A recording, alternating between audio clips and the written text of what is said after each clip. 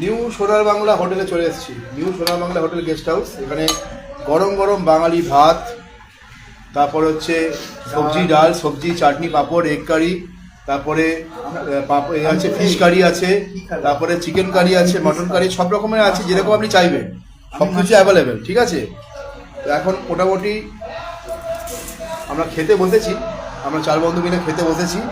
এই পেঁয়াজ নিচ্ছি, এই লেবু নিচ্ছি, একদম আমাদের সেই কাঁচা লঙ্কা দিলাম, এইসব নিয়ে চলছে। সামনে আছে সুন্দর সমুদ্র, মানে আপনারা যখন আসবেন তখন এমন একটা জায়গা খেতে বসবেন যেখানে দেখবেন চারদিকে সমুদ্র, ব্যাকগ্রাউন্ডটা দেখুন কি সুন্দর। হ্যাঁ, সমুদ্র পুরো সি ভিউ, একদম সি ভিউ। ভাইরা খুব সুন্দর করে যত্ন করে সব খাবার দিচ্ছে, দারুণ, একদম খুব সুন্দর জায়গা। এই যে কতদিন পরে পোস্ত, আলু পোস্ত, ভাবা যায় না আলু পোস্ত, ও পুরো মায়া মৃগ, মানে আলু পোস্তটা যেন হচ্ছে মায়া মৃগ, এত সুন্দর। এখানে এসে আলু পোস্ত ভাইজাকে এসে